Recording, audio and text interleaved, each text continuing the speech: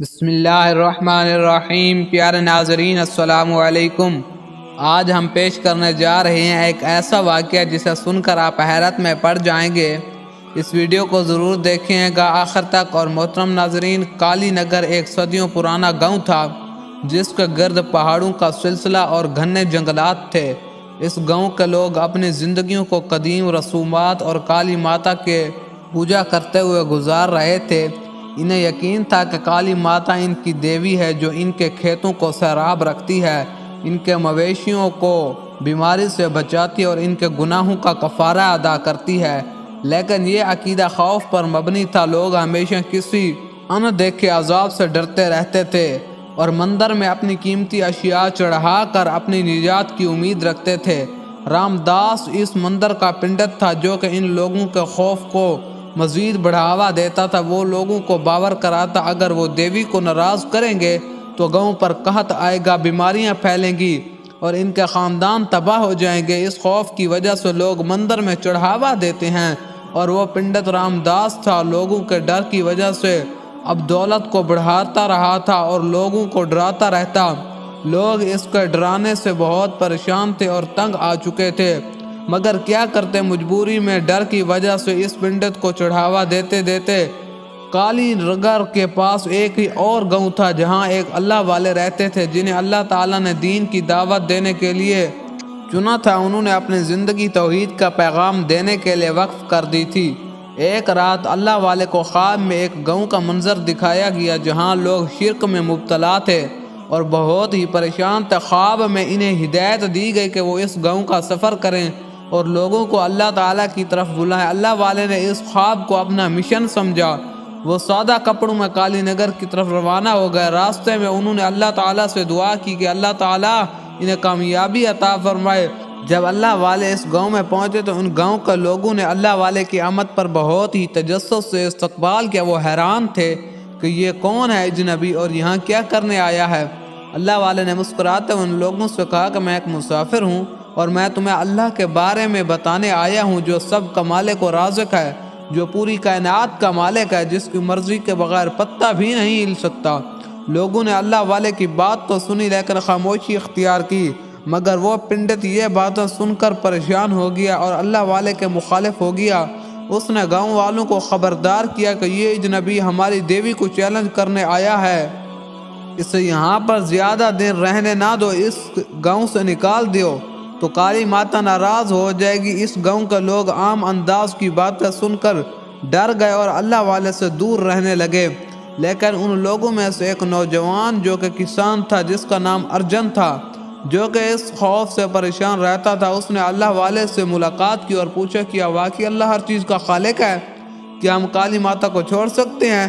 تو اللہ والے نے محبت سے جواب دیا کہ اللہ واحد ہے اور وہی سب کچھ عطا کرتا ہے۔ یہ پتھر کی مورتی تمہیں کچھ نہیں دے سکتی، یہ تو خود تمہارے ہاتھوں کی محتاج ہے۔ تمہارے سوالات کے جوابات قرآن مجید میں موجود ہیں، تم قرآن مجید کا مطالعہ کرو۔ ارجن نے کئی دن مولانا کے ساتھ گزارے اور ایک دفعہ اس نے اسلام قبول کر لیا۔ ارجن کے اسلام قبول کرنے کے بعد گاؤں میں ہلچل مچ گئی اور رامدس نے اعلان کیا کہ یہ اجنبی ہمیں برباد کر دے گا۔ دیوی اب ہم سے ناراض ہو رہی، اگر ہم نے اسے نہ نکالا تو عذاب آئے گا، لوگ بھوکے مر جائیں گے، بیماریاں آئیں گی۔ اللہ والے نے لوگوں کو بہت سمجھانے کی کوشش کی لیکن لوگ بہت ڈرے ہوئے تھے۔ یہ واقعی کالی ماتا کہیں ہم پر عذاب نہ بھیج دے اور ہم سب بھوکے مر جائیں۔ انہوں نے اللہ والے کی بات سننے سے بالکل انکار کر دیا۔ اسی دوران ایک رات کو اس مندر میں اور تبدیلیاں شروع ہو گئیں۔ لوگوں نے دیکھا کہ رات کو مورتی کے گرد روشنی بنائی ہے اور چیخوں کی آوازیں سنائی دیتی ہے۔ اس سردار نے لوگوں سے کہا کہ یہ بھی اب بہت ناراض ہو چکی ہے اور ان کا غصہ دن بدن بہت ہی بڑھتا جا رہا ہے۔ لیکن اللہ والے نے لوگوں سے کہا کہ یہ تمہارے ایمان کا امتحان ہے، یہ سب شیطان کی چال ہے۔ مگر لوگ اس سردار کی باتیں سن کر مزید ڈر چکے تھے۔ انہوں نے اللہ والے کی ایک نہ سنی۔ اللہ والے نے ایک رات اللہ تعالیٰ سے دعا کی، میرے مالک ان لوگوں پر حق واضح ہے، واضح فرما دے اور باطل کو بے نقاب کر دے۔ اگلے دن ہی اللہ والے نے مندر میں جا کر سورہ فلق اور سورہ ناس کی تلاوت شروع کر دی۔ مندر لرزنے لگا اور موتی سے دھواں نکلنے لگا اور اچانک اس مورتی میں سے ایک سیاہ سایہ نمودار ہوا جو چیختے ہوئے بولا مجھے یہاں سے جانے دو، مجھے یہاں سے جانے دو، یہ جگہ اب میرے لیے ناقابل برداشت ہے۔ اللہ والے نے قرآن کی یہ آیات پڑھنے ہی جا رہے تھے اور وہ سایہ پاؤں سے باہر بھاگ نکلا۔ جب گاؤں کے لوگوں نے یہ منظر دیکھا تو ان کے دلوں سے وہ خوف نکل گیا۔ رامتاز نے اللہ والے کے پاس آ کر کہا کہ میں نے اپنی زندگی گمراہی میں گزار دی، مجھے معاف کر دو اور ہدایت دو۔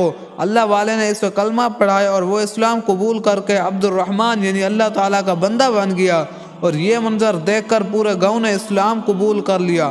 کالی ماتا کے مندر کو ہٹا کر اس کی جگہ ایک خوبصورت مسجد بنائی گئی جس کا نام نور مسجد رکھا گیا۔ یہ واقعی اس بات کی گواہی دیتا ہے کہ اللہ تعالیٰ کی قدرت ہر باطل کو مٹا سکتی ہے۔ یہ اللہ والے کی کرامت اور قربانیاں نے یہ پورے گاؤں کو ہدایت دی اور توحید کا بول بالا کیا۔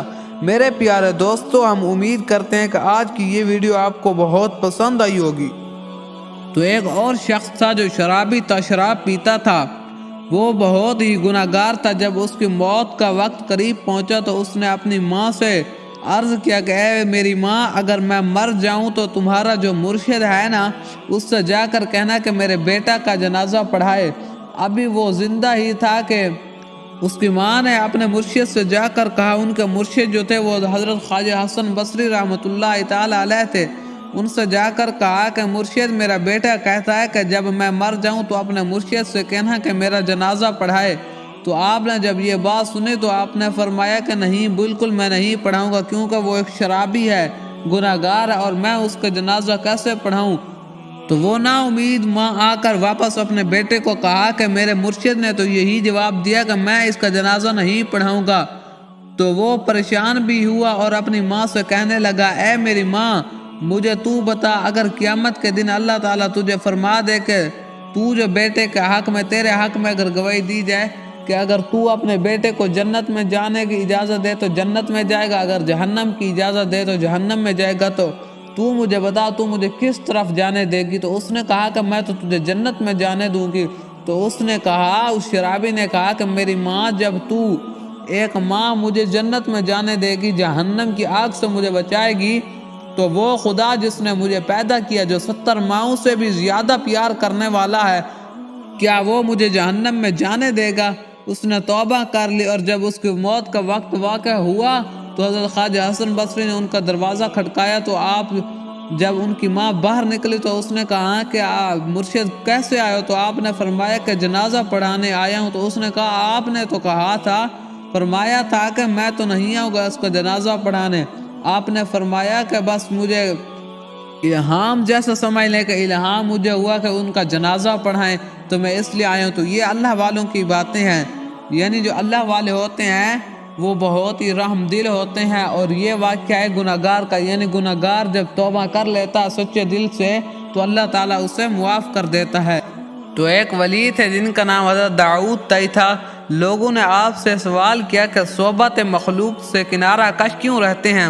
فرمایا کہ اگر کم عمر کے لوگوں میں بیٹھوں تو وہ ادب کی وجہ سے دینی علم نہیں سکھائیں گے، اور اگر معمر بزرگوں میں بیٹھوں تو وہ مجھے عیوب سے آگاہ نہیں کریں گے، پھر میرے لیے مخلوق کی صحبت کیا سود مند ہو سکتی ہے؟ پھر کسی نے پوچھا کہ آپ شادی کیوں نہیں کرتے؟ فرمایا کہ نکاح کے بعد بیوی کی روٹی کپڑے کی کفالت لینی پڑتی ہے، اور حقیقت یہ ہے کہ خدا کے سوا کسی کا کفیل نہیں ہوتا، اس لیے میں کسی کو دھوکہ دینا نہیں چاہتا۔ پھر سوال کیا گیا، آپ داڑھی میں کنگھا کیوں نہیں کرتے؟ فرمایا کہ ذکر الہی سے فرصت نہیں ملتی، آپ چونکہ مخلوق سے کنارہ کش رہ کر عبادت میں مصروف رہتے تھے، اس وجہ سے آپ کو عظیم مراتب عطا کیے گئے۔ ایک مرتبہ چاندنی سے لطف اندوز ہونے کے لیے چھت پر پہنچ گئے، لیکن مناظر قدرت کی حیرت انگیزیوں سے متاثر ہو کر عالم بے خودی میں ہمسایہ کی چھت پر گر پڑے، اور ہمسایہ یہ سمجھا کہ چھت پر چور آ گئے، چنانچہ وہ شمشیر برنا لیے وہ چھت پر چڑھا، لیکن آپ کو دیکھ کر پوچھا کہ آپ یہاں کیسے پہنچ گئے؟ تو فرمایا کہ عالم بے خودی میں نہ جانے کس نے مجھے یہاں پھینک دیا ہے۔ تو یہ اللہ والوں کے واقعات۔ دوستو، ویڈیو پسند آئی ہو تو ویڈیو کو لائک کیجیے گا، چینل کو سبسکرائب کیجیے گا، میں اس طرح کی اسلامی واقعات والی ویڈیوز بناتا رہتا ہوں۔